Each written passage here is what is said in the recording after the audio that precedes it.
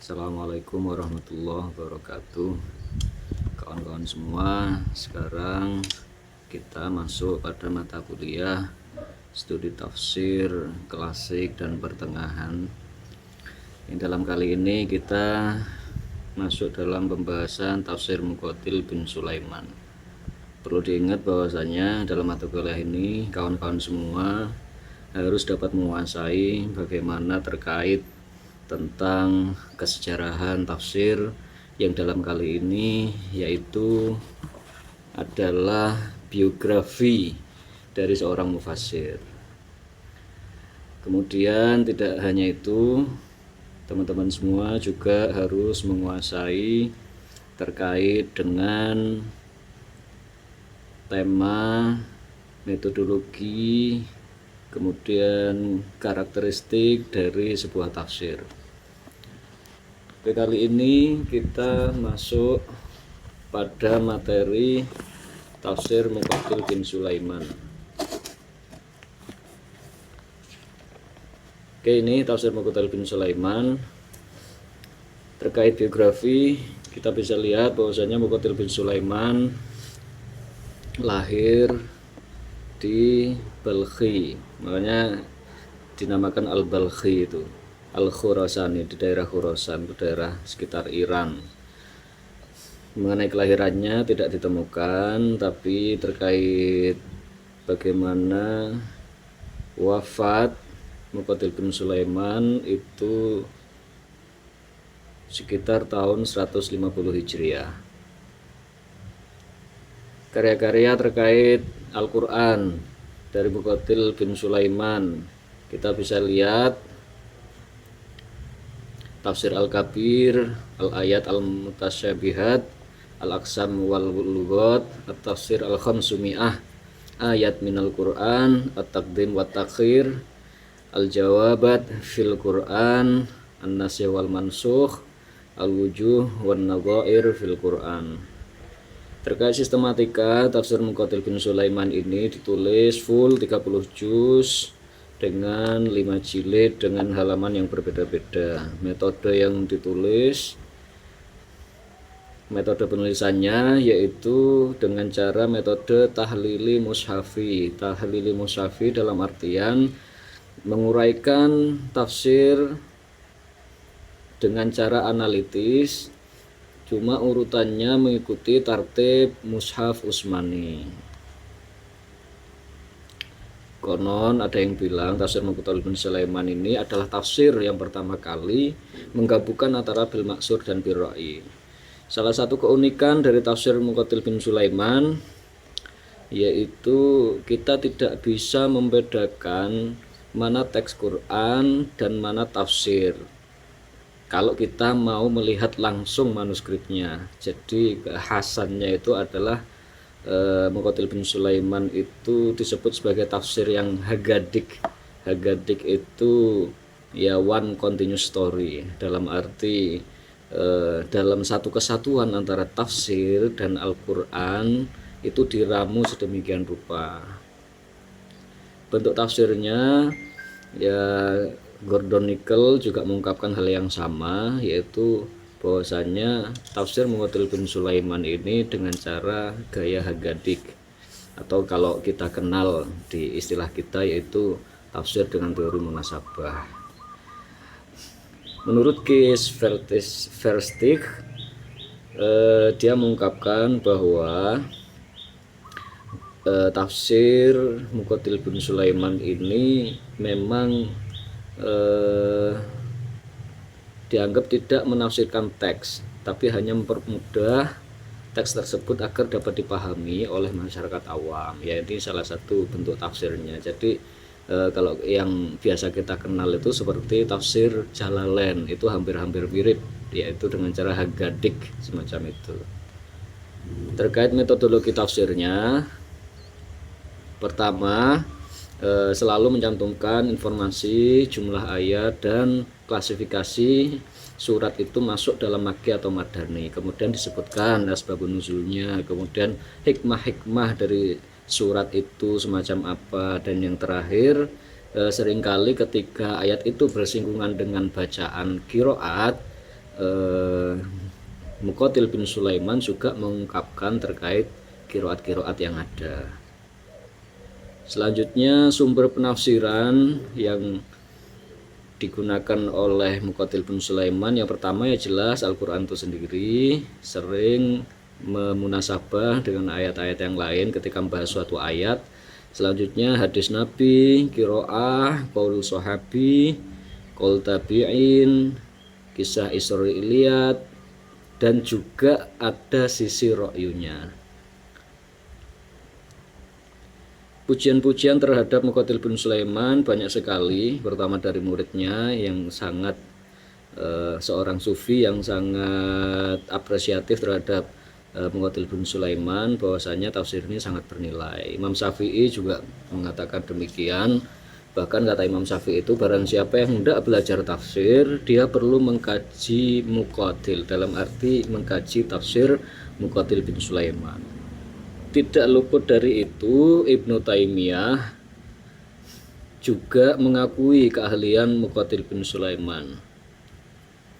Bahkan kata dia, Muqatil adalah seorang peletak dasar kajian analisis gramatikal teks Al-Quran dengan pendekatan stilistik linguistik.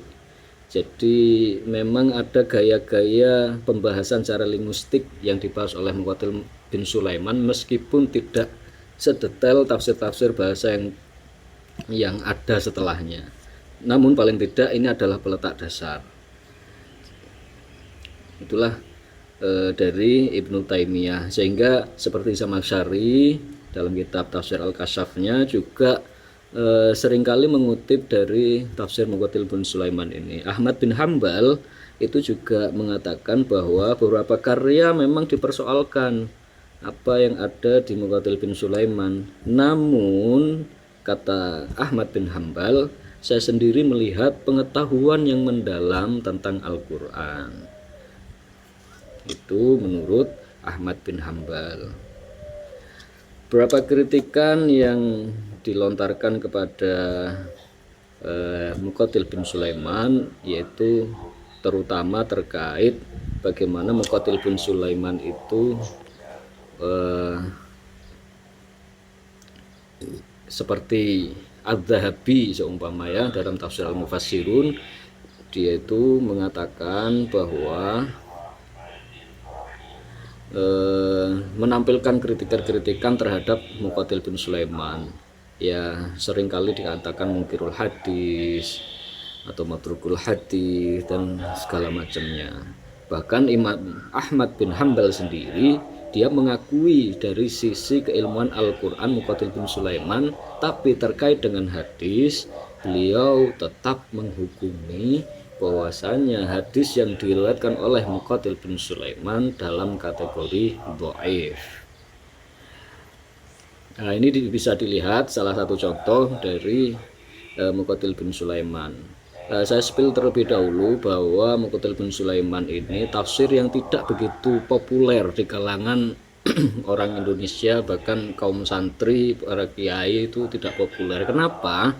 Karena Muqatil bin Sulaiman itu dianggap sebuah tafsir yang mengajarkan tajsim, sedangkan para kiai-kiai pesantren di Indonesia terutama itu mazhab teologinya adalah mazhab Asy'ariyah. Jadi tidak mau model penafsiran yang mengakomodir terkait pemahaman-pemahaman tajsim atau menyamakan sifat Allah seperti sifatnya manusia.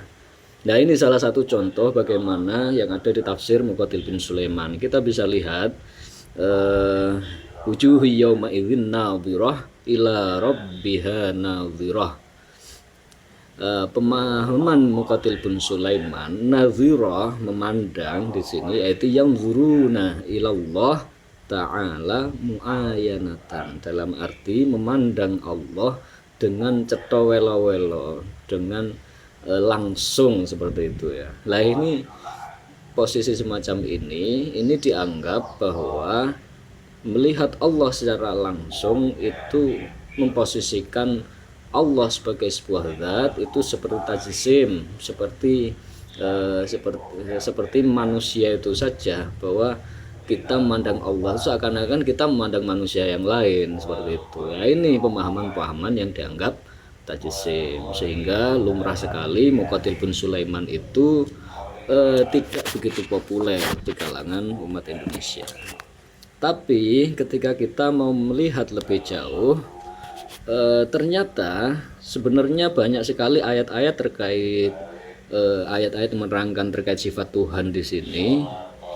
Ini salah satu contoh bahwa sebenarnya Muqatil bin Sulaiman itu ketika menafsirkan terkait ayat-ayat sifat Allah tidak sepenuhnya tajsim. Lah apa contohnya ini? Innama yubayyi'unallaha yadullah fawqa aydihim. Di sini Muqatil bin Sulaiman tidak serta-merta makna yadullah itu dimaknai tangan Allah seutuhnya semacam itu. Tapi kata Muqatil bin Sulaiman, yadullahi bil wafa'i, innama yubayyi'unallaha yadullahi bil wafa'i, dalam arti dengan janji. Gusti Allah itu akan memberikan janji lahum kepada mereka bima, dengan suatu kebaikan yang telah dijanjikan pada mereka. Dalam arti apa? Yat di situ itu al-wafa, dalam arti pemenuhan janji. Nah, ini membuktikan bahwa sebenarnya Muqatil bin Sulaiman itu tidak serta-merta semua dalam kategori sifat-sifat Allah itu ditafsirkan secara tajsim. Hanya beberapa ayat saja, namun di ayat yang lain tidak semacam itu. Makanya kemudian di sini kita bisa lihat Muqatil bin Sulaiman itu nampaknya dia itu inkonsisten. Tapi ini kalau saya cermati itu ya wajar ya, maksudnya wajar itu dalam arti pertarungan teologi itu terjadi 100 tahunan setelah adanya tafsir Muqatil bin Sulaiman ini. Dalam arti era-era Muqatil bin Sulaiman belum ada gejolak pertarungan mana pemahaman teologi yang tajsim dan yang tidak, itu belum muncul semacam itu. Jadi kita memang ketika mau mengkaji sebuah tafsir di tema-tema tertentu, kita harus mencoba mencermati lebih dalam terkait tema yang kita bahas. Ya, seringkali memang kita melihat ada titik-titik metodologi yang inkonsisten, dalam arti sebenarnya bukan inkonsisten, dalam arti dia itu punya pandangan berbeda ketika membahas ayat di struktur atau konteks yang berbeda di ayat itu. Ya, termasuk ini kita temukan bahwa tidak semuanya terkait sifat-sifat Allah itu dimaknai tajsim seperti sifatnya manusia. Ya, sebagai penutup ini ada quote dari Muqatil bin Sulaiman. Kata Muqatil bin Sulaiman, man qara'al qur'ana falam ya'lam ta'wilahu fahuwa fihi ummiyun. Barang siapa membaca Al-Quran sedangkan ia tidak mengetahui takwilnya dalam arti pemahamannya atau tafsirnya, maka ia adalah orang ummi, orang yang tidak tahu apapun terhadap Quran.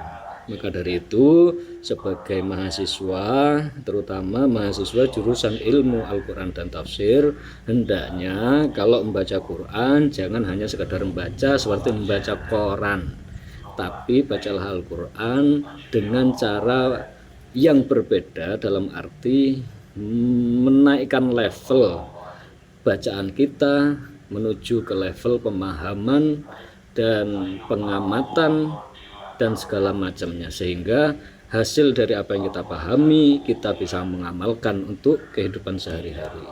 Mungkin itu saja dari saya untuk kali ini.